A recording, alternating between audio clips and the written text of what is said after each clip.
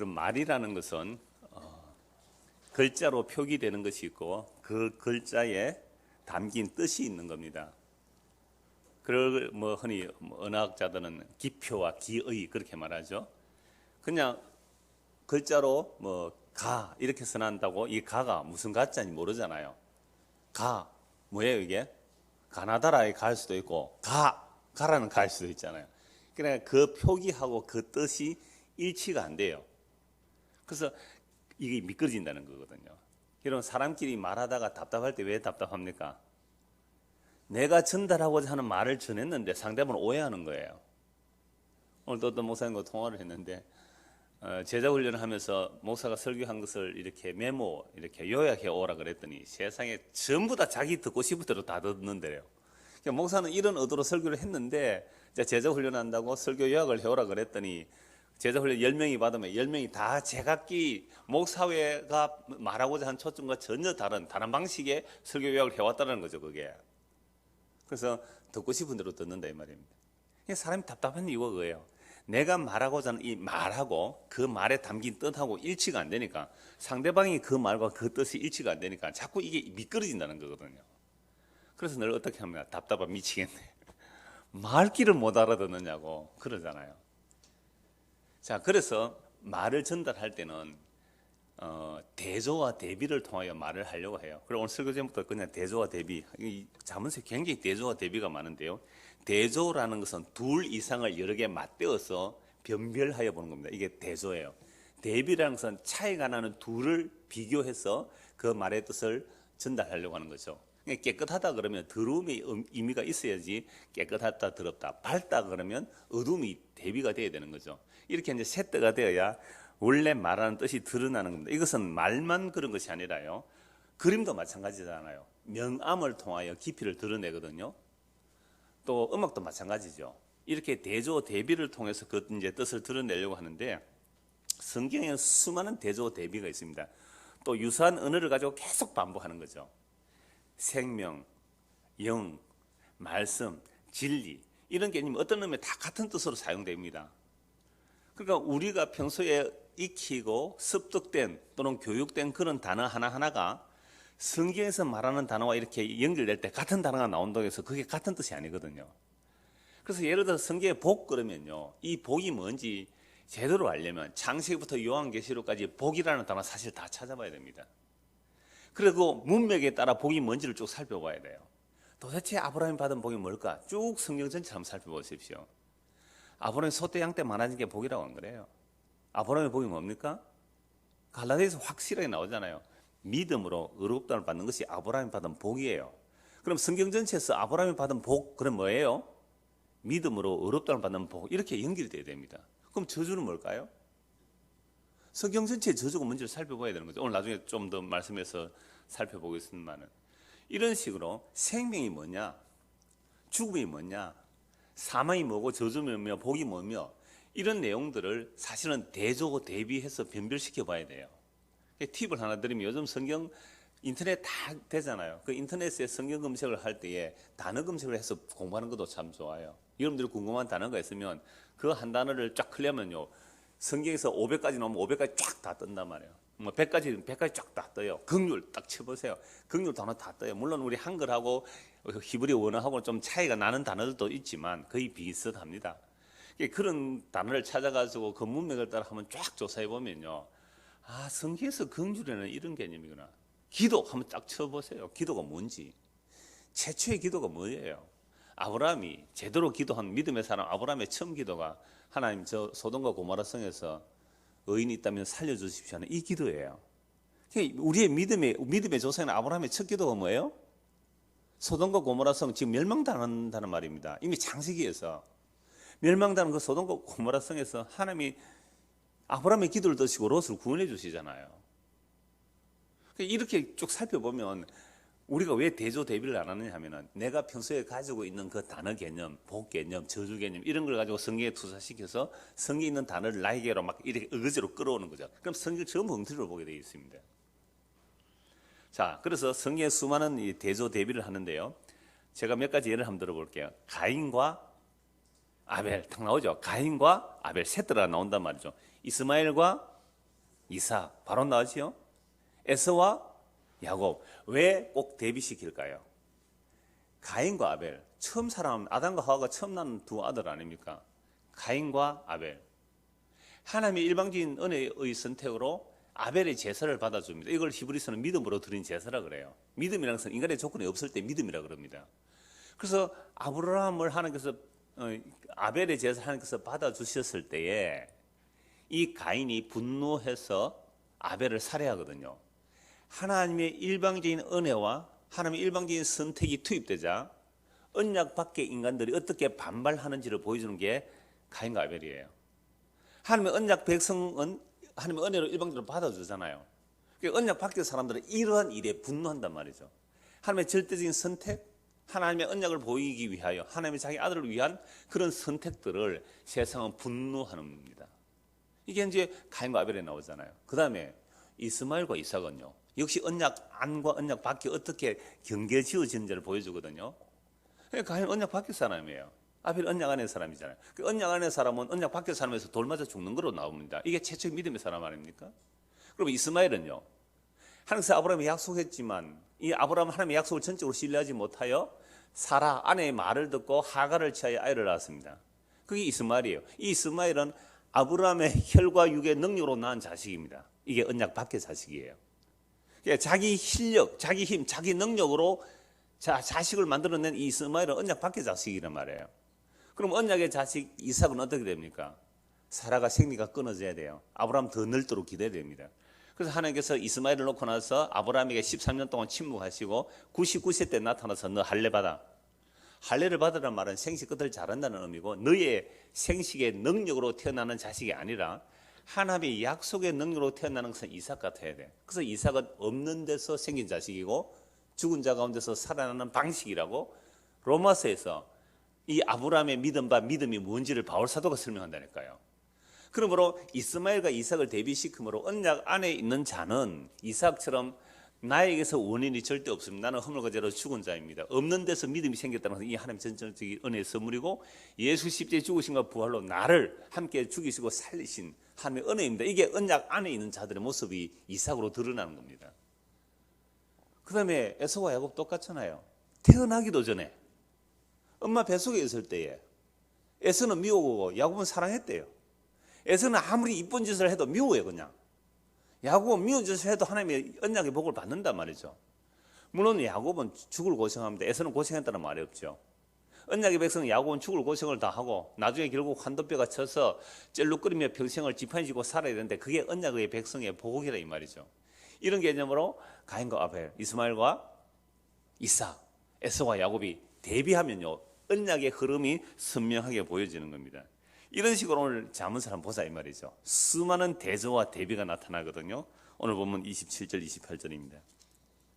네 손이 선을 베풀 힘이 있거든 마땅히 받을 자에게 베풀기를 아끼지 말며 네게 있거든 이웃에게 이르기를 갔다가 다시 오라 내일 주겠노라 하지 말며. 여기서 선한 자는 누굽니까? 네 손이 선을 베풀 힘이 있거든 마땅히 받을 자에게 선을 베풀어라. 그런데 네가 지금 있는데도 불구하고 이웃에게 이르기를 뭘 좀 빌으러 왔는데 내일 오라 내일 주겠다. 이거 악한 자라 이 말이죠. 이 대비를 시키고 있는 거죠. 그럼 옛날에 신문 돌리는 아이들이 많이 있었잖아요. 저도 실제 그런 장면 본 적이 있는데 그 신문 돌리는 애가 이제 수금하러 오잖아요. 월말 되면 수금하러 오면 그거 돈 몇 천이거든요. 그 당시에 요즘 신문값 얼마인지 잘 모르겠지만 몇 천 원인데 사장이 거기 돈이 없어서 못 주는 게 아니잖아요. 있어요 몇 천 원. 그런데 꼭 그 아이 보고 내일 오래요. 왜 그래요? 여러분들 그런 분들 안 계세요 혹시? 왜 그래요? 그 사람이 집 사고 그 사람이 장노예요. 아니 몇만 원이 몇십만 원이 있으면서 신문값 받으러 온 그 몇천 원 그거 내일 오면 하루 그 놔두면 이자 붙는 거예요 그거? 그러니까 물건값을 주도 막 음을 몇 달 이렇게 끊어주면 그것도 돌리면 또 낮게 이런 부분들이 이미 성경에서 하나님께서 정말 은혜를 베푸는 자와 그렇지 않는 자를 대비시키고 있는 거죠. 그래서 네가 선을 베푸는 힘이 있다면 해주라. 그런데 네가 있으면서도 어떤 사람이 도움을 요청하는데 없다 내일 오라 라고 하지 말라 이 말씀이죠. 그러면 하나님께서 왜 이런 말씀을 주셨을까? 다시 27절 한번 보세요. 네 손이 선을 베풀 힘이 있거든 마땅히 받을 자에게. 마땅히 받을 자가 누구예요? 마땅히 받을 자. 여러분 인도라든지 또는 뭐 다른 인도에 가보는 그렇더라고요. 구글 하는 사람이 굉장히 당당해요. 구글 하는 사람이 굉장히 당당하다니까요. 왜 당당한지 아세요? 나는 마땅히 받을 권리가 있다는 겁니다. 왜요? 내가 당신에게 구글을 함으로 당신이 나에게 적선을 하면 당신이 복을 받으니까 나는 당신을 복받게 하는 행위를 하니까 아주 당당한 거예요. 내놓으세요. 이야 멋있잖아요. 구글 하는 사람 하나도 비굴하지 않아요. 당당해요. 내놓으세요. 나는 내가 당신에게 구글 함으로 당신은 마땅히 나에게 줘야 되고 마땅히 줌으로 당신은 뭐 한다고요? 복을 받게 될 것이라고. 여기서도 마땅히 받을 자에게 베풀기를 아끼지 말라. 왜 이 말씀을 주셨느냐고 하면요. 여러분 이스라엘 백성들은 마땅히 받을 자가 있습니다. 정해놨어요. 율법에. 마땅히 받을 자가 누구예요? 고아, 과부, 나그네, 레위. 레위를 왜 포함됩니까? 땅이었거든요. 그래서 고아, 과부, 나그네, 레위인 이 사람은 마땅히 받을 자예요. 그래서 도움을 요청하면 그들에게 마땅히 줘야 되고요. 그리고 평소에도 구제할 뿐만 아니라 매 3년마다 11조를 따로 해요. 평소에 하는 11조 말고 매 3년에 11조에서 그 11조는 고아, 과부, 나그네, 레위인을 위하여 저축에 두고 그들에게 구제용으로 쓴단 말이죠. 그러니까 뭐 11조 정도가 아니에요. 11조 하느냐 안 하느냐의 문제가 아니라 구약 성도들은 사실은 11조 훨씬 많죠. 그걸 통해서 고아, 과부, 나그네를 돌보라고 마땅히 받을 자는 그런 자들이에요. 그럼 왜 하나님께서 고아, 과부, 나그네 또는 레위인 이런 자들이 마땅히 받을 자로 말씀하셨느냐 이 말입니다. 출애굽기 22장 한번 찾아보시죠. 출애굽기 22장입니다.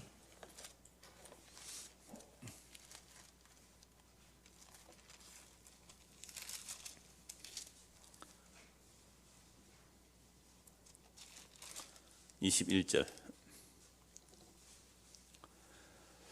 너는 이방 나그네를 압제하지 말며 그들을 학대하지 말라. 너희도 애굽 땅에서 나그네였음이라. 너는 과부나 고아를 해롭게 하지 말라. 내가 만일 그들을 해롭게 함으로 그들이 내게 부르짖으면 내가 반드시 그 부르짖음을 들으리라. 나의 노가 맹렬함으로 내가 칼로 너희를 죽이리니 너희의 아내는 과부가 되고 너희 자녀는 고아가 되리라. 내가 만일 너와 함께한 내 백성 중에서 가난한 자에게 돈을 꾸어주면 너는 그에게 채권자같이 하지 말며 이자를 받지 말 것이며 내가 만일 이웃의 옷을 전당 잡거든 해가 지기 전에 그에게 돌려보내라. 그것이 유일한 옷이라. 그것이 그의 알몸을 가릴 옷인즉 그가 무엇을 입고 자겠느냐. 그가 내게 부르짖으면 내가 들으니 나는 자비로운 자임이니라. 이 이스라엘 백성들이 하나님께서 시내산에서 언약을 맺을 때에 이 율법의 말씀을 주신 거예요. 그러니까 너는 과부나 고아를 해롭게 하지 말고 나그네를 압제하지 말라라고 한 이유가 뭐예요? 너희도 애굽 땅에서 나그네였고 고아 과부처럼 돌보는 자가 없었는데 내가 긍휼로 너희를 인도해내지 않았느냐. 내가 아브라함과 이삭과 야곱의 언약을 따라 긍휼로 내가 애굽에서 너희 인도해내었기 때문에 너희가 들어가서 살 약속의 땅에서는 하나님께서 베푸신 그 긍휼을 잊지 않기 위해서 고아 과부 나그네는 항상 있을 것이다. 그래서 그들에게 늘 긍휼을 베풀어라. 그러니까 네 손이 선을 베풀 힘이 있거든 마땅히 받을 자에게 주어라 이 말이죠. 그리함을 통하여 하나님의 긍휼을 담고 가는 백성, 하늘의 긍휼을 입은 백성으로서 하나님의 긍휼을 잊지 않고 사는 백성임을 보여주기 위해서 율법을 통해 이 말씀을 주신 거예요. 그래서 고아 과부 나그네라는 것은 시편에서는 항상 경건한 자와 연결됩니다. 이들은 다른 것 의지할 것 없어서 여호와 하나님만 의지하기 때문에. 그런데 가난한 자, 마땅히 주어야 할 가난한 자들이 받지 못하고 그들이 울부짖으면, 주님께 부르짖으면 하나님께서 들으시고 하나님의 칼로 너희를 죽여버릴 텐데 그러면 너희 아내는 과부가 되고 너희 자는 고아가 되냐. 무시무시한 말씀이죠. 그리고 동족에게 만약 돈을 꾸어줬다면 채권자처럼 이자를 받지 말라. 이웃의 옷을 전당 잡았다면 저녁에 돌려주라. 그 옷은 이불이기 때문에 밤에 덮고 잘 옷이 없기 때문에 전당 잡으면 돌려주라는 겁니다. 자, 이것은 바로 하나님의 긍휼과 자비와 그 은혜를 담아내기 위해서 율법을 주신 거예요. 그래서 사람들이 다시 오늘 본문 보십시오. 3장 20절 네 손이 선을 베풀 힘이 있거든 마땅히 받을 자에게 베풀게 아끼지 말고. 이 말씀이 출애굽 22장하고 연결시켜 확연해지잖아요. 선명해지네요. 그러면 마땅히 받을 자는 누구 왜 베풀어야 되느냐. 이게 마땅히 받을 자는 고아 과부 나그네예요. 레위인이에요. 땅이 없는 자들은 마땅히 주어야 되는 거죠. 그런데 이들에게 주어야 되는데 그런 사람이 왔어요. 그런데 집에 있어요. 자기 양식이 있단 말이에요. 그런데 안 주는 거예요. 어떻게 해요? 내일 오라. 라고 해버렸단 말이죠. 그래서 사실은 이스라엘이 망한 거예요. 북이스라엘 망하고 남유다가 망한 겁니다. 그렇게 하지 말라 그랬는데 이렇게 했거든요. 제가 지난주에도 말씀드렸지만 이 잠언서 한 절 한 절은 다 율법의 압축이에요. 그걸 지혜서로 금으로 압축해 놓은 말씀이란 말이죠. 29절 30절입니다. 내 이웃이 네 곁에서 평안히 살거든 그를 해하려고 꾀하지 말며 사람이 네게 악을 행하지 아니하였거든 까닭 없이 더불어 다투지 말며. 이런 이웃이 우리 집 옆에서 평안히 살면 괜히 배가 아파가지고 시비 거는 사람 있습니까 없습니까? 있어요.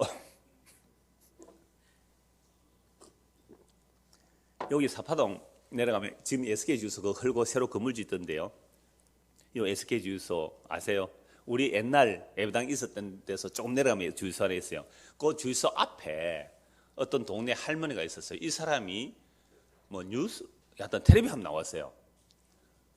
그 텔레비 나와가지고 하여튼 민폐요. 그러니까 딱 자기 집 앞에 그 의자에 앉아가지고 저 녹음기 있죠, 녹음기, 그 휴대용 녹음기 그거 들고 녹음 다 하고. 그러니까 뭐 차 지나가는 소리, 그다음에 뭐 그 주유소에서 세차하고 나오면 그거 찍어가지고 고발하고 고소하고, 하여튼 너무너무 주변 사람들이 민폐를 많이 끼쳤어요. 그래서 결국 구속됐거든요. 그 텔레비전에 한번 나왔어요. 그게 무슨 프로였는가 그런 게 한번 나왔어요. 뭐 뉴스 24시 그런 게 아니고 하여튼 말마다 그런 이상한 사람이 있었는데 지금 가면서 풀려나오지는 모르겠습니다. 저도 그 사람 자주 봤거든요. 우리 집이 거기 있었기 때문에 석화유치원 그 옆에 집 있을 때 그 할머니는 24시간 밤에는 아닙니다만 낮에 딱 앉아서 지나가는 사람마다 딱 시비 걸려고 딱 지키고 있습니다. 이렇게 차만 지나가도 그냥 고함을 지르는 거죠. 옆에 편안히 사는 거를 꼴을 못 봐요. 평안히 사는 것을. 뭐 말로 듣기는 그 사람이 대단한 부자이기도 하고 시청에 가서 뭐 똥바가지 엎었다는 뭐 전설 같은 얘기도 있고 그랬는데 일단 뭐 감옥에 갔다는 얘기를 들었어요. 그러니까 왜 옆에 사는 사람이 평안히 사는데 왜 자꾸만 해코지를 하려고 해요? 왜 해치려고 해요? 이게 인간의 악함이에요. 그래서 우리나라 속담에는 사촌이 노는 사도 배가 아프다고요. 아니 사촌이 노는 사람 왜 배 아파요? 인간이 이래요. 사촌이 논 사면 축한다 잘 됐네 이래야지. 사촌이 논 샀다고 배 아파하는 것이 우리의 시기 질투심이란 말이에요. 이게 타락한 인간의 모습이에요. 그러니까 옆에 사람이 괜히 행복해 보이면요 신경이 나도 불질러 보고 그러잖아요. 나는 불행한데 나는 지금 부르는데 왜 너는 행복하냐 이 말이에요. 이 인간의 악함들이죠. 그래서 악을 깨알고 도모하고 잘 사는 사람 괜히 이간질을 하고 온갖 짓을 다 하는 악한 일이 나오는 거죠. 그 다음에 사람이 네게 악을 행하지 아니하였거든 까닭없이 그들과 다 붙지 말라. 그래서 이 문제도 결국은 하나님과 우리 사이의 평화의 문제인데요. 하나님과 내 사이에 평화가 일어났다면, 내가 하나님의 원수였고 하나님의 용서와 긍휼로 내가 그 평화를 누린다면 일부러 이렇게 할 일이 없잖아요. 이것도 인간의 악함들을 드러내면서 평화 없는 모습을 이렇게 대조대비하여 보여주는 겁니다. 31절입니다. 포악한 자를 부러워하지 말며 그의 어떤 행위도 따르지 말라. 이런 포악한 자를 왜 사람들이 부러워할까요? 포악한 것은 잘 안 보여요. 사실은 포악하게 했는데 겉으로 들어가는 재산을 많이 쌓고 겉으로 드러나는 뭐 근세를 가지게 되면요 사람들이 다 그걸 부러워하더라고요. 근세를 가지고 있으니까 돈이 많으니까 사람들이 부러워해요. 그게 사실은 포악한 것으로 인하여 그렇게 되었다면 그건 심판인데 그걸 사람들이 부러워하니까 그런 거 부러워하지 말래요. 여러분 이재용 씨가 구속될 것 같아요? 안 될 것 같아요? 모르죠. 뭐 내일 뉴스 보면 알겠죠. 사실은 그거 뭐 대통령이 압력을 가했던 말았던 간에 수백억을 돈을 낸 것은 그죠? 돈을 낸 것은 자기 이권을 바라본 거예요. 그게 대가성 없다. 저는 뉴스 볼 때마다 화가 나는 거지. 여러분 밥 한 그릇 사줘도 다 대가를 바랍니다. 예? 차 한 잔 사도 대가가 다 바란다고요. 뭐 또 내물 돈의 대가는 아니라도 내가 차 한 잔 사므로 야 목사님도 차 사더라 이런 소리 듣고 싶어서 사는 거 아닙니까? 저한테 차 아직 얻어먹지 못하신 분 계세요? 차 사드릴게요 얼마치고. 그러니까 사람들은요 무슨 짓을 해도 어떤 대가를 다 바라고 있단 말이죠. 그런데 포악한 자가 부럽다는 것은 그 사람이 가지는 권력, 어떤 힘, 보암직하고 모험직 세상 영광이 될 만한 그런 것들로 정말 성도라면 부러워하지 말라 이 말이에요. 포악한 자를 부러워하지 말라. 이거 말씀 많이 봤어요. 시편 37편, 시편 73편, 하박국서 이런 말씀을 통하여 악인의 형통을 부러워하지 말라. 그리고 악인의 행동 때문에 불평하지 말라. 악에 치우칠 뿐이다. 이런 말씀 너무너무 많이 대비를 하고 있어요. 그래서 사람들이 그 포악한 악한 자들의 그 형통함을 부러워하고 있는 것, 이거 성경에서 금하는데요. 악한 자가 어떻게 될지를 우리 시편 37편 오늘 전체를 한번 찾아보기로 원합니다. 시편 37편 보십시오. 이 말씀에 대한 쭉 주석이 나와 있습니다. 시편 37편.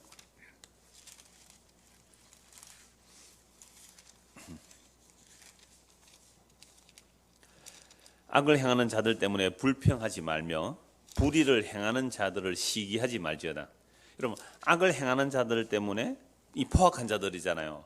불평하지 말라. 불의를 행하는 자들 때문에 시기하지 말라. 불의를 행하는데 너무 잘 돼요. 시편 73편에 하면 악인이 얼마나 형통한지. 돈 잘 벌죠. 아프지도 않죠. 뭐 건강하죠. 죽을 때 고통도 없이 죽죠. 재산은 더욱 늘어나죠. 자식들이 그거 받았는데 해도 없어요. 그러니까 악인이 형통한데 나는 깨끗하게 살려고 손을 씻고 경건하게 살아도 매일 당하는 것은 재난만 당하니까 내가 이렇게 살 필요가 어디 있느냐. 그냥 하나님 성전을 치우자라고 하다가 성전에 들어서 깨달았단 말이죠. 성전에 가니까 악인이 곧 멸망한다는 말씀을 듣고 주여 내가 우미의 무지한 짐승으로서이다. 내가 제대로 알지도 못하고 뭔가 말했습니다. 라는 것이 시편 73편이라면 73 거꾸로 뭐예요? 37. 인생에 고민이 될 때는 시편 73편이나 시편 37편 보셔도 이해가 돼요. 자, 2절 보십시오. 왜 악인의 형통함을 부러워하지 말고 시기하지 말아야 하는가 하면 2절입니다.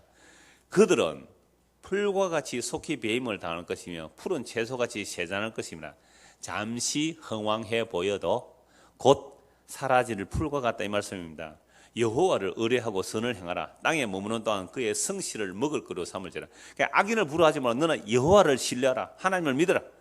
그리고 선을 행하고 땅에 머무는 동안 그의 성실을 먹을 거로 삼을지어다.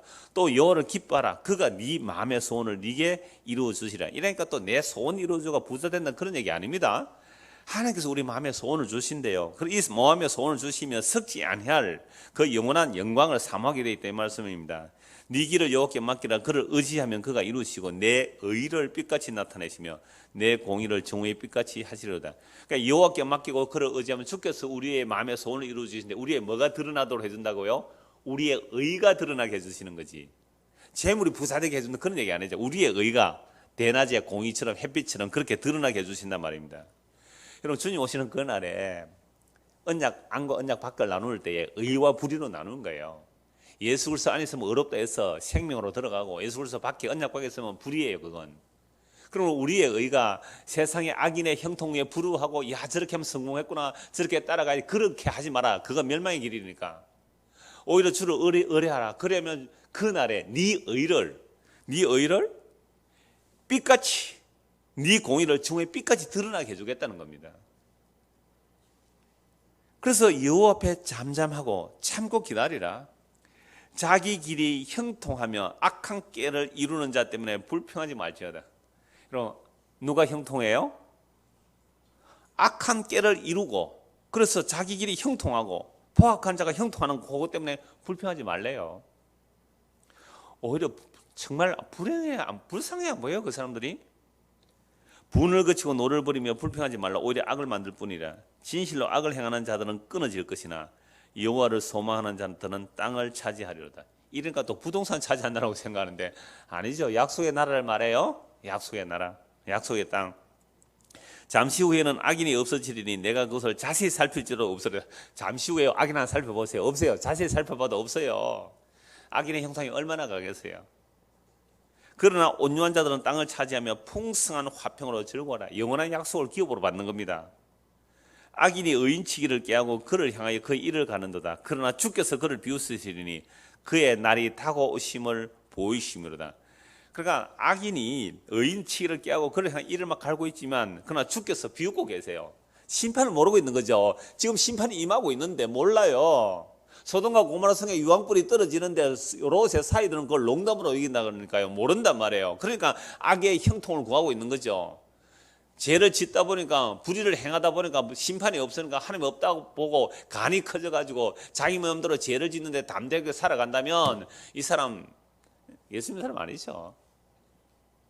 세상 사람들이 그렇게 가겠죠. 그래서 악인이 칼을 빼고 활을 당겨 가난하고 궁핍한 자를 엎드러뜨리며 행위와 정직한 자를 죽이고자 하나 그들의 칼은 오히려 그들의 양심을 찌르고 그들의 활은 부러지리로다. 의인의 적은 소유가 악인의 풍부함보다 낫도다. 악인의 팔은 부러지나 의인은 여호와께서 붙드시는도다. 여호와께서 온전한 자의 날을 아시나니 그들의 기업은 영원하리로다. 보세요. 온전한 자, 의인, 주를 신뢰하는 자의 기업은 어떻게 해요? 영원하리로다. 여러분, 세상에 영원한 기업이 어디 있나요? 세상에 영원한 기업이 어디 있어요?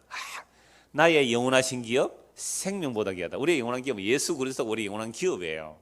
그게 영원한 생명의 기업이죠. 그들은 환난 때에 부끄러움을 당하지 않으며 기근의 날에도 풍족할 것이나 악인들은 멸망하고 여호와의 원수들은 어린 양의 기름같이 타서 연기가 되어 없어지리로다.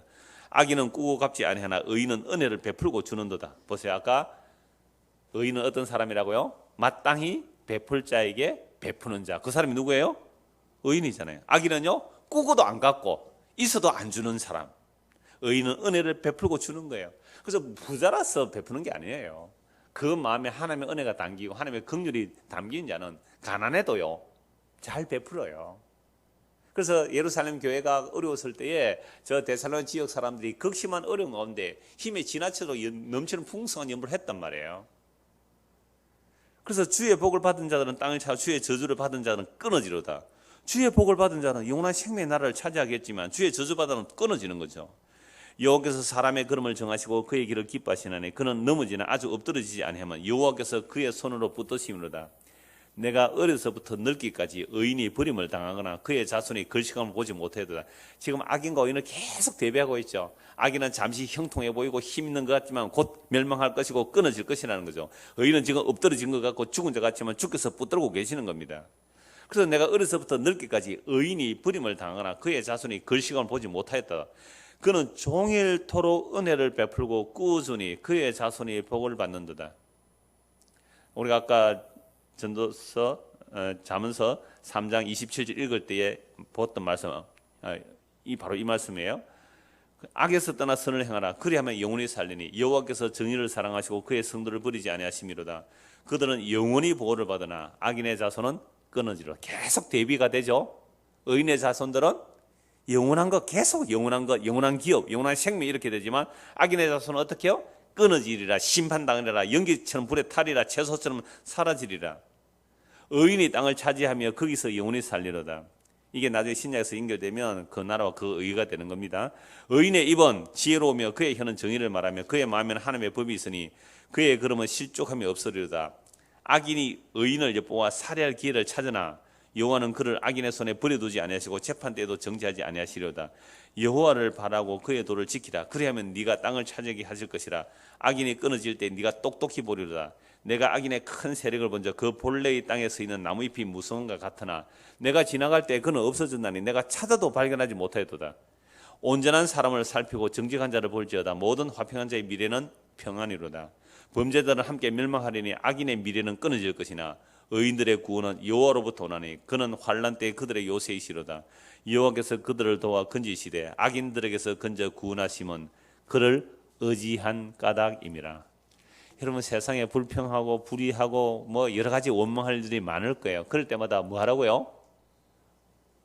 불평하고 원망하지 말라. 그들을 보고, 야, 악인은 저렇게 형통한데 그런 거 부러워하지 말라는 거예요. 너는 그럴수록 여호와를 의뢰하라. 악인은 멸망할 것이나 그렇게 주를 의뢰한 자는 영원한 생명을 얻게 될 것이라고 말씀하는 겁니다. 다시 잠언서 32절입니다. 대저 패역한 자는 여호와께서 미워하시나 정직한 자에게는 그의 교통하심이 있으며, 여기서 패역한 자라는 단어가 다른 번역으로 보면 역겨운 일이에요. 역겨운 일. 하나님 앞에서 우리 한문으로 패역하다는 것도 역겨운 것이지만 다 역겨운 일, 우리 말로 번역하면 역겨운 일인데요. 여러분, 여호와 보시기에 어떤 것이 여호와 보시기에 역겨운 걸까요? 내가 역겹다, 역겹다, 토하고 싶다. 외식입니다. 외식.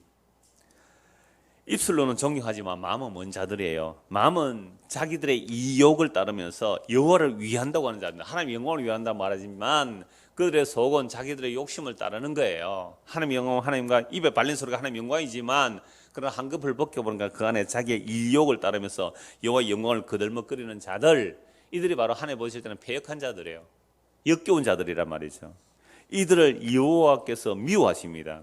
그런데 어떤 사람은요, 정직한 자에게는 그의 교통하심이 있으니, 보세요. 패역한 자하고 정직한 자하고 대비시키죠.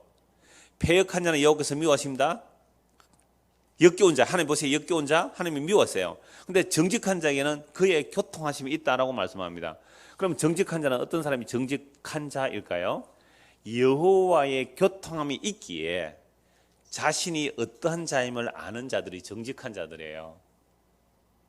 여러분, 성경은 어떤 말씀은 정말 동전의 앞뒤가 같아요. 이 처음에는 여호와께 정직한 사람이 교통함이 있다라고 되지만 뒤집으면 여호와의 교통함이 있는 사람은 뭐예요? 정직한 자다, 이렇게 되는 거예요. 그래서 여호와의 교통함, 여호와의 사귐, 여호와의 만남이 있는 사람은 정직하다. 그럼 어떻게 정직한 자들의 모습은 어떤 사람들입니까? 여호와의 사귐, 여호와의 교통, 여호와의 임재가 있는 자는 누구였습니까? 모세를 보십시오. 신발을 벗어야 했습니다. 엎드려야 했습니다. 이사야를 보십시오. 화로다 나의 망이 되었다 했습니다. 엘리야를 보십시오. 엘리사를 보십시오. 요를 만난 에스겔을 보십시오. 엎드려져 죽은 자 같이 되었습니다. 신약도 마찬가지예요. 바울을 보십시오. 정말 예수 믿는 사람 잡아 죽이러 가다가 부활하신 그 주님의 영광 앞에서 엎드려져 죽은 자 같이 됐지 않습니까? 그리고 그 사역 말기에 자기는 죄인의 개수라고 했습니다. 사도 요한은요, 그 주님의 영광 앞에 엎드려져 죽은 자 같이 됐단 말이에요. 이런 자들이 정직한 자예요. 그래서 구약의 그리스도의 영이 임하여 주님을 만난 자들의 한결같은 고백은 내가 하나님의 영광 앞에 얼마나 추하고 더러운 죄인인지 알게 된 자들을, 이들을 정직한 자라 그래요. 이들은 주님의 교통함이 있는 겁니다. 그래서 이들은 주님 앞에 구할 것이 뭐밖에 없어요. 주여 나를 긍휼을 베풀어 주소서. 이 고에는 할 말이 없는 자들입니다. 이들이 정직한 자들이에요. 그런데 악인들은 어떻게 해요? 패역한 자들은 여호와 미워하십니다. 정직한 자는 주께서 그의 교통하심이 있는 거죠. 그래서 정직하다는 것은 주여 나 죄인 맞습니다. 시편 51편처럼 다윗이 처절하게 고백하잖아요. 나는 태어날 때부터 죄악 중에 잉태하고 죄악 중에 출생했고 나는 죄를 먹고 죄를 마시는 그런 인간이었습니다. 주여 내 안에 정직한 영을 새롭게 해주옵소서. 정직한 영이 새롭게 되기를 그렇게 기도했단 말이에요. 그게 죄를 알고 주님의 용서와 긍휼을 구하는 이것이 정직한 사람입니다. 그들이 주님께 교통이죠. 그래서 오늘 저와 여러분들이 정말 주님과의 교통이 있다면 이게 정직한 거예요. 주님과의 교통, 주님의 말씀이 내 안에 소통이 되고 있다면, 말씀이 주님과 함께 이렇게 주고받고 되어 있다면 그게 정직한 자인데, 정직한 자는 뭐예요? 자기 죄를 아는 겁니다. 자기 죄를 아는 거예요. 자기 죄를 모르면 이게 정직 안 한 거예요. 정말로 말씀이 우리 안에 역사에서 자기 죄를 알면 남이 어떻고 남이 어떻고 이거 할 틈이 없어요. 자기가 주님 앞에 세워지기가 바쁜데 저 사람 왜 저러지? 저 사람 왜 저래? 그거 볼 틈이 없단 말이에요. 오늘 수요일 누가 안 오는지 한번 조사해 볼까요?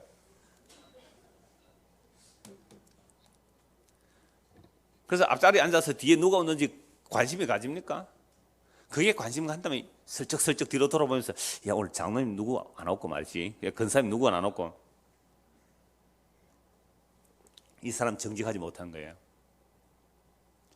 정말 주님과의 교통이 있다는 것은 화로다 나여 망하게 되도다. 그때 제단 숯불 입술을 찢어주시면서 네 죄가 의로 정하여졌다. 이게 복음이에요. 주여 화로다 나여 망하겠다. 주여 나는 죄인의 교수이다. 밑보다 이 말이여 주께서 의인을 부르러 온 것이 아니라 죄인을 부르러 오셨나이다.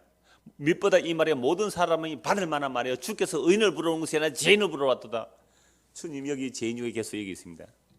이게 정직한 자예요. 이게 정직한 자라니까요. 그러니까 우리가 흔히 말하는 세상의 정직한 그런 게 전혀 다른 차원이잖아요. 주님과의 교통이 있어야, 주님과의 교통이 있어야 내가 정직한 자가 되는 거예요. 정직한 자는 뭐예요? 나는 정말 머리끝부터 발끝까지 나병 환자로 드러나 버리는 거죠. 오 주여 원하시면 나를 깨끗게 할 수 있나이다.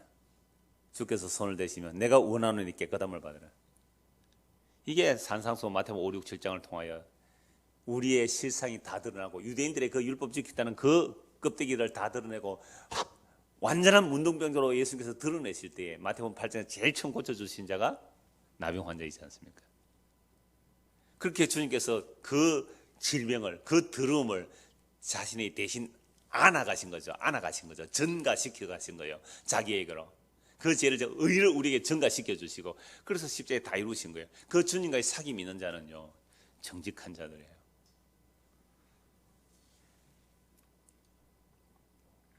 정직한 자에는 그래서 그의 교통하심이 있는 거죠. 성도와 성도도 마찬가지입니다. 외식적으로 만나면요, 언젠가는 지칩니다. 인간은요, 외식으로 만나면 언젠가는 뽀록이 나게 돼 있단 말이에요. 피곤하고 들통이 나게 돼 있단 말이죠. 정직한 만남이 있어야 돼요. 어떤 정직함이요? 주님과의 교통함이 있는 자와 사귀십시오. 그 사람 만났을 때 주님과의 진짜 교통 있는 자와 사귀십시오. 그렇지 않는 자와 사귀지 마세요. 여러분 영혼에 유익이 없습니다. 그러니까 뭐 너무 그러면 사람이 뭐 사회생활을 해야 되는데 그 사회생활 하는 사람들 맡기시고, 죽은 자는 죽은 자 맡기시고, 여러분들의 유익을 위해서 정말 주님과의 교통 있는 자와 사귀십시오. 그게 서로 교통하는 거죠.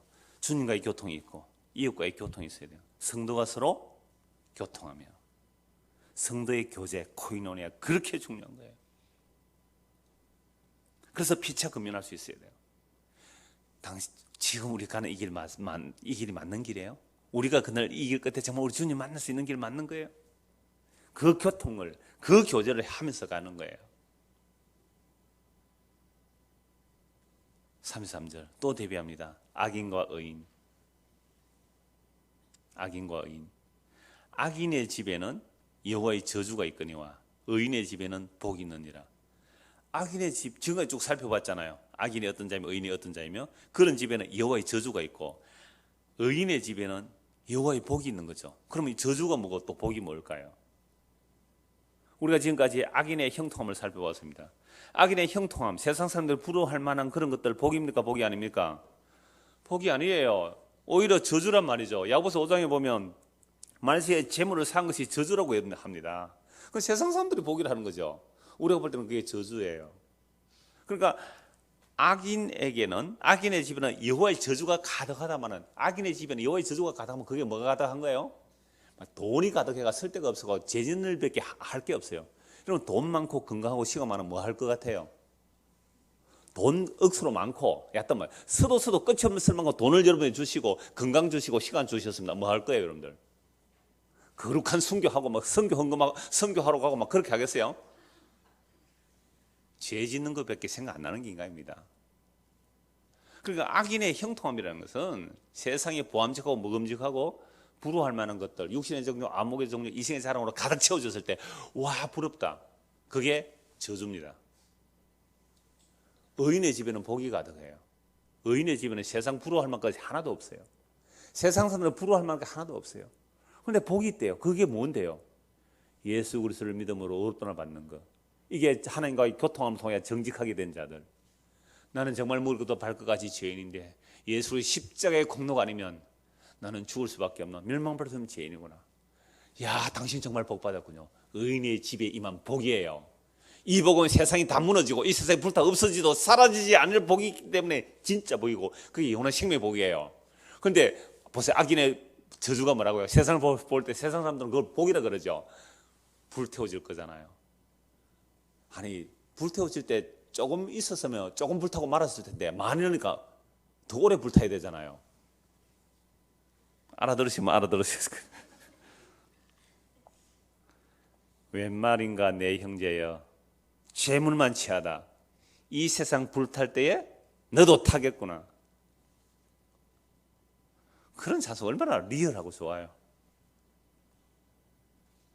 웬 말인가 내 형제여, 세상 쾌락만 취하다가 이 마귀들 지옥 갈 때 너도 지옥 가겠구나.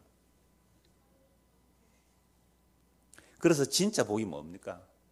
예수 그리스도의 생명에 접속되고 예수 그리스도의 생명 안에 들어가는 그게 복이고, 예수 그리스도의 생명에서 끊어진 그게 저주예요. 요거 한 번 말씀을 찾아봐야 됩니다. 로마서 8장 34절. 로마서 8장 34절.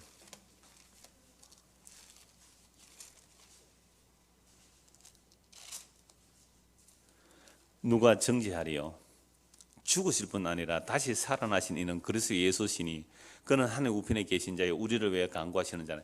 예수 믿고 핍박받아요. 여러분 초대교회 보십시오. 예수 믿는 사람들이 어떤 모습이었습니까? 매 맞고 쫓겨나고 복음 전하는 자들이 만물에 찌개하는 대접을 받고 그렇게 쫓겨다닐 때에 사람들은 그 예수 믿고 복음 전하는 자들 보고 뭐라 그랬을까요? 조롱했을 거예요. 막 정죄했을 거예요. 그러나 누가 정죄하래요? 죽으실 뿐 아니라 다시 살아나시는 그리스도 예수시니 그는 하늘 우편에 계신 자여 우리를 위하여 간구하시는 자시니라. 누가 우리를 그리스도의 사랑에서 끊으리요? 여러분 초대교회 고린도전후서 우리 살펴보지 않았습니까? 로마서를 살펴보지 않았습니까? 예수 믿는다는 것만으로 유대교에서 출교를 당합니다. 예수 믿는다는 것 때문에 그들의 길드, 그러니까 상인조합에서 쫓겨납니다. 말에서 쫓겨나고 가정에서 쫓겨나요. 환난 당합니다. 그러니까 환난 당하고 쫓겨나니까 곤란하고 괴롭죠. 박해가 옵니다. 기근 옵니다. 적신 옵니다. 위험 옵니다. 칼이 옵니다. 기록된 바 우리가 종일 주를 위해 죽임을 당하게 되며 도살당한 양같이 예금을 받았나이다 한 것 같으니라. 그러나 이러한 세상 사람 볼 때 완전 저주받은 모습이잖아요. 그러나 이 모든 일에 우리를 사랑하시는 말미암아 우리가 넉넉히 이기느니라. 내가 확신하노니 사망이나 생명이나 천사들이나 근세들이나 현재이나 장래나 능력이나 높음이나 깊음이나 다른 어떤 피조물이라도 우리를 우리 주 그리스도 예수 안에 있는 하나님의 사랑에서 끊을 수 없으리라. 이게 의인이 받는 복입니다. 의인의 집에 임하는 복이에요. 의인의 집에 임하는 복이란 말이죠. 사망조차도 우리를 끊어낼 수 없는, 생명이나 죽음이나 그 어떤 것이라도 어떤 피조물이라도 우리 주 예수 그리스도에 있는 하나님의 사랑에서 끊어질 수 없는, 이게 아까 무슨 복이에요? 의인의 집에 있는 복. 여러분 성경은 이렇게 하면 다 어려운 게 없어요. 다 연결돼요. 34절입니다. 진실로 그는 거만한 자를 비웃으시며 겸손한 자에게 은혜를 베푸시나니. 이는 무엇과 무엇을 또 대비하고 있죠? 거만한 자하고 겸손한 자를 대비하고 있죠. 여러분 사람이 언제부터 거만해졌습니까? 스나크 따먹고부터 거만해졌어요. 너 이거 따면 너도 하나님처럼 돼. 감히 피조물 주제에 하나님처럼 되려고 스나크 따먹었잖아요. 그때부터 모든 인간은 다 거만해졌어요. 어떤 인간도 예외가 없습니다. 영역만 다를 뿐이죠. 작은 영역에서 거만한 자가 있고 좀 큰 영역에서 거만한 자가 있고, 목회도 마찬가지예요. 50명 목회하는 거만함이 있으면 500명 목회하는 거만함이 있을 수 있잖아요. 1000명 하는 거만함이 있을 수 있고요. 10만 명 하는 거만함이 있을 수 있는 거죠. 사업도 마찬가지예요. 10명 종업은 거만함이 있을 거고 100명 종업은 거만할 수 있을 거고. 그런데 제가 광주 갈 땐가 버스에서 잠시 보니 우리 사장님이 미쳤어요 하는 그런 프로가 있더라고요. 하나는 아진산업인가 그렇고 하나는 창원의 신화철강. 창원에 맞아요, 신화철강. 세상에 사장님이 미쳤어요 정말로. 전 직원들 막 그냥 얼마나 복지를 잘해주는지 해외여행 그냥 직원들 다 통째로 보내주고요. 중간중간에 뭐 여하튼 복지가 대단해요. 그런 사람도 있긴 합디다. 막 베풀고 나누고 막 하니까 이 직원들은 또 사장님에서 더 열심히 해설해서 더 열심히 일을 하더라고요. 그래서 그들은요 그만하지가 않더라고요. 보니까 그만하지 않더라고요. 물론 또 다른 모습이 또 왜 없겠습니까만은 우리 인간들이 어떤 타락한 이후로 인간들은 다 그만해요. 그래서 그만한 자를 하나님께서 어떻게 하신다고? 비웃으시고 겸손한 자에게는 은혜를 베푸신대요. 그래서 시편 2편에도 보면 세상의 열왕과 군왕들이 모여서 여호와와 그 기름 부음 받은 자를 끊어내려고 하늘에 계시는 웃으심이에요. 하늘에 계시는 비웃으십니다. 심판하실 거예요 그들을. 그래서 거만한 자와 겸손한 자 요 대비를요 하시면서 거만한 자는 심판하시고 겸손한 자 은혜를 베푸시는데, 아까 그러면 겸손한 자는 또 어떻게 되겠어요? 33절과 의하면 의인이 될 것이고 32절과 연결하면요 정직한 자가 되는 것이고, 그죠? 이렇게 다 연결되는 거죠. 또 거만한 자 같으면 33절에서는 어떤 사람이 악인이 되는 것이고 32절에는요 배역한 자가 되는 거죠. 다 이렇게 연결되는 건단 말이죠. 대비시켜서 대비시킨 것까지 이렇게 연결되는 겁니다. 그냥 한 가지만 얘기하는 거예요 결국은. 자, 그러면 거만한 자를 하나님께서 어떻게 심판하실지 멋진 말씀을 한번 찾아보겠습니다. 이사야 2장입니다. 이사야 2장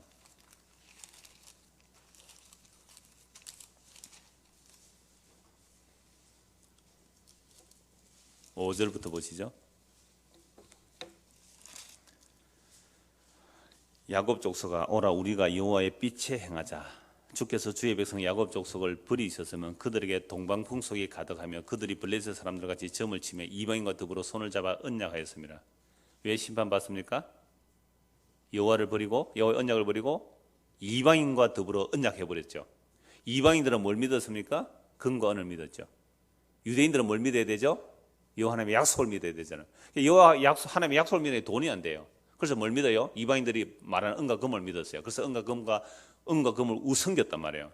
7절 그 땅에는 은금이 가득하고 보화가 무한하며 그 땅에는 마필이 가득하고 병거가 무수하며 그 땅에는 우상도 가득하므로 그들이 자기 손으로 짓고 자기 손가락으로 만든 것을 경배하며 천한 자도 절하며 귀한 자도 굴복하오니 그들을 용서하지 마옵소서. 언약을 배반했다는 것은 결국 세상 영광을 쫓아간 겁니다. 너희는 바위 틈에 들어가며 진토에 숨어 여호와의 위엄과 그 광대하심의 영광을 펴라. 그날에 눈이 높은 자가 낮아지며 교만한 자가 굴복되고 여호와께서 홀로 높임을 받으시리라. 여호와 임하시는 날 어떻게 한다고요? 눈이 높고 마음이 교만한 게 죄입니다. 눈이 높은 자와 낮아지며 교만한 자가 굴복되고 여호와께서 홀로 높임을. 그러니까 여호와 홀로 높아지는 건 모든 높아지는 어떻게 다 해요? 다 부숴버리게 무너뜨려 버린다는 거죠. 이 12절 대전 만군의 여호와의 날이 모든 교만한 자와 거만한 자와 자고한 자에게 임하리니 그들이 낮아지리라. 또 레바논의 높고 높은 모든 백향목과 바산의 모든 상수리 나무와 다 높고 큰 나무들이죠. 모든 높은 산, 모든 솟아오른 작은 언덕, 모든 높은 망대, 모든 견고한 성벽, 다시스의 모든 배와 모든 아름다운 조각물에 임하리니 그날에 자고하는 자는 굴복되며 교만한 자는 낮아지고 여호와께서 홀로 높임을 받으실 것이요. 여러분 세상 사는 사람들이 성공했다 복받다 할 때 어떤 것이 성공하고 복받은 겁니까? 높아지는 거예요? 낮아지는 거예요? 높아지는 거죠. 회사에서 직급이 높아져야 되고 월급이 올라가야 되고 성직이 올라가고 이거 다 복이라 그러잖아요. 낮아지면 어떻게 해요? 실패했다, 예수 잘못 믿었다, 뭐 하나님 잘못 쓴 거다, 벌 받았다, 저주받았다 이렇게 나오잖아요. 그런데 하나님께서 그날 어떻게 한다고요? 모든 높아진 거 다 무너뜨려요. 괜히 산이 지가 높아지고 싶어 높아지세요. 산 좀 높다고 그것도 확 깎아버린다는 거죠. 나무 좀 키가 컸다고 그것도 잘라버린다는 거죠. 여호와 홀로 높임을 받으세요. 그래서 18절 우상들은 온전히 없어질 것이며 사람들이 그 여호와의 날에 암혈과 토굴로 들어가서 여호와께서 땅을 진동시키려고 일어나실 때에 그의 위엄과 그 광대하심의 영광을 피할 거야. 너무 무서워가지고 내가 아무것도 아닌데 교만했구나, 내가 아무것도 아닌데 교만했구나, 높아졌구나. 여호와의 높으심 앞에 교만한 자들은 스스로 땅굴로 기 들어가게 돼 있어요. 그러니까 성도는요 주님 오시는 그날 이전에 이 역사 속에서 그 교만이 깨어지는 겁니다. 반드시 깨어져야 돼요. 그게 세상 어떤 것들이든, 그게 지식이든 돈이든 명예든 자존심이든, 지 잘났다고 하는 그 자랑질이든 의든 그 어떤 것들이라도 그 여호와의 높아져야 이 역사 속에서 박살나져야 되는 거예요. 안 그러면 그 사람 심판받아요. 한국에 심판받는 거예요. 너무너무 심각해요. 이 땅의 교회들을 볼 때 전부 저 높은 곳을 향하여, 더 큰 것을 위하여, 더 넓은 것을 향하여 심판을 차곡차곡 사고 있는 거 아닙니까? 모든 높아진 것들을 하나님께서 다 낮춰버릴 텐데 심령이 가난 자는 보인다니 천국이 질 것이다. 그래서 예수님 그런 사람 찾으러 오셨잖아요.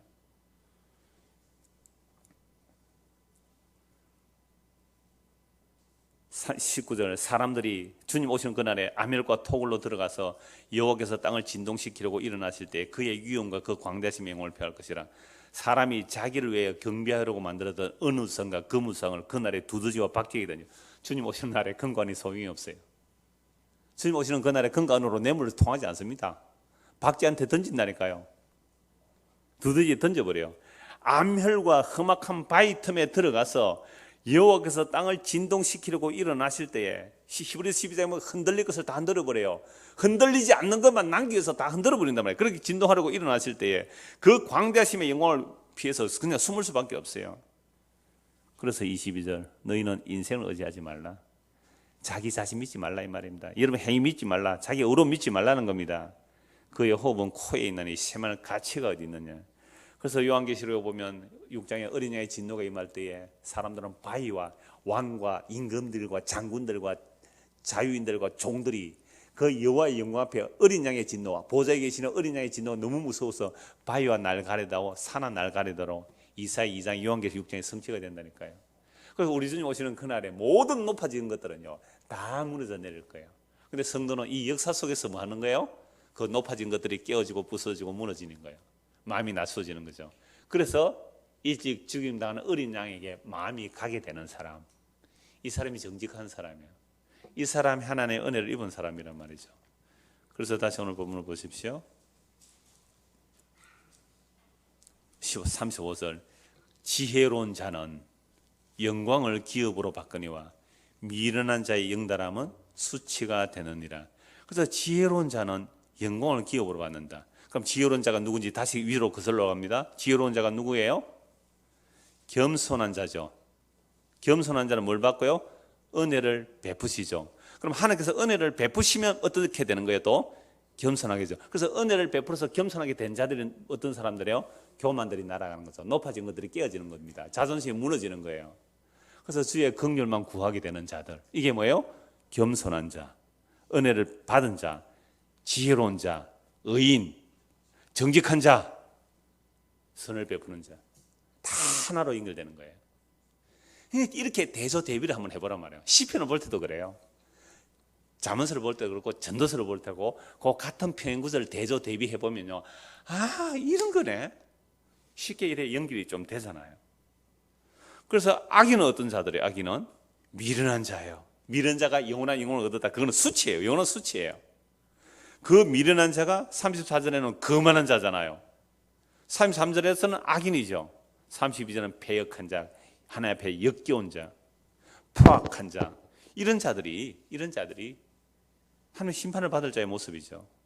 그렇다면 이제 우리를 이 말씀에 한번 비춰보자 이 말이죠. 우리가 이 말씀을 점검을 한번 해보자 이 말입니다. 그러면 정말 나는 하나님께서 주실 그 영원한 영광의 기업을 차지할 지혜로운 자의 삶을 살고 있는가? 그 지혜로운 자가 가는 그 길을 지금 가고 있는가? 지혜로운 자의 성품들이 나에게 나타나고 있는 걸 점검해 볼 수 있잖아요. 지혜로운 자는 어떤 자예요? 겸손한 거예요. 얼마나 마음이 낮춰져야 사람들이 다 버려버린 그 십자가에 저주받아 죽은 그 예수에게 마음이 끌릴 정도로 마음이 낮아져야 되겠어요. 이게 겸손한 자거든요. 이런 자들이 의인이에요. 이런 자가 정직한 자고요. 이와 반대로 마음이 높아지고 교만해지면 십자가 보이지 않습니다. 더 높은 것을 해야 더 나은, 더 멋있는, 더 아름다운 보암직, 먹음직, 세상의 자랑이 될 것을 추구하는 그들이 어떤 자들이에요? 미련한 자예요. 이들이 영달함, 이들이 영광이라 하는 것은 영원한 부끄러움일 것이고, 이들이 바로 거만한 자들이고, 이들이 바로 악인이고, 이들의 집에 저주가 있을 것이며, 이들이 패역한 자요, 역겨운 자들입니다. 그러면 점검이 다 됐었을 거예요. 지금 내가 서 있는 자리가, 내가 추구하는 방향이, 내가 하는 목적지가 어딘지 보여질 거예요. 그래서 내가 지금 미끄러져 있다면, 잘못된 길이 들어있다면 회개하시고, 주여 길이요 진리요 생신 주님께서 나를 제대로 방향 잡아주시고 목적을 보게 하시고 똑바로 걸어갈 수 있도록 내 다리를 굳게 바르게 세워주십시오. 그리고 나에게 그런 사람을 붙여주십시오. 정말 똑바른 믿음의 동지를, 바른 길을 바라보고 갈 수 있는 믿음의 사람을, 세상 사람 다수가 아니라도 단 한 명이라도 같이 갈 수 있는 그런 믿음의 동지를 주십시오. 그래서 이 길 똑바로 걸어갈 수 있는 우리가 되게 해주십시오. 이게 성도가 이 말씀을 보면서 대조 대비를 통해서 내가 가는 이 길이 바른 길인지 확인하면서 가는 거잖아요. 이정표 확인하면서 가야 되잖아요. 이정표 잘못하면 엉뚱리로 가는 거죠. 그래서 우리 주 예수 그리스도의 그 영광의 날에 영원한 수치를 당할 자가 있을 것이며 영원한 영광의 생명에 들어갈 자가 있을 것입니다. 그래서 에베소 1장에는 우리에게 지혜와 계시의 영혼을 허락해 주셔서 우리의 부르심의 소망이 무엇인지, 그 영광의 기업의 풍성함이 무엇인지, 이 일을 이루기 위하여 하나님께서 얼마나 강력하게 역사하신 것이 무엇인지 알기를 원한다고 바울이 기도합니다. 그런데 하나님이 강력하게 일하신 그 역사는요, 예수 그리스도의 죽으심과 부활과 그 성천 속에 자기 백성을 함께 죽이시고 함께 일으키시고 함께 하늘에 앉혀놓으신 그 일들이 영원한 영광의 기업을 말씀하고 있습니다. 그래서 지혜로운 자는 영원한 영광을 기업으로 받을 것입니다. 그 영원한 영광의 기업이 예수 그리스도예요. 예수 그리스도 안에 있는 자는 영원한 생명의 기업을 받을 것입니다. 이 길을 날마다 점검하면서 대조도 해보고 대비도 해보고 진짜 내가 똑바로 가는 길인지 점검하며 가는 저와 여러분 되기를 소원합니다. 기도하겠습니다. 하나님 아버지, 우리가 가는 이 길 끝에서 정말 주님을 영광스럽게 맞이할 수 있는지, 아니면 주님 오시는 그날에 너무 놀라고 부끄럽고 죄스러워서 도망가야 할지 말씀을 통해 늘 점검하게 하시고, 이 역사 속에서 우리의 높아진 마음들, 자아들, 이 교만한 것들, 그만한 것들 주여 깨뜨려 주시고 참으로 그 낮고 낮은 마음이 되어서 십자가에 못 박히신 예수 그리스도 그분에게 마음이 갈 수 있도록, 우리의 눈길이 갈 수 있도록 날마다 은혜를 베풀어 주시옵소서. 예수 그리스도를 받들어 기도드리옵나이다. 아멘. 자, 이렇게 기도하다가 돌아가겠습니다.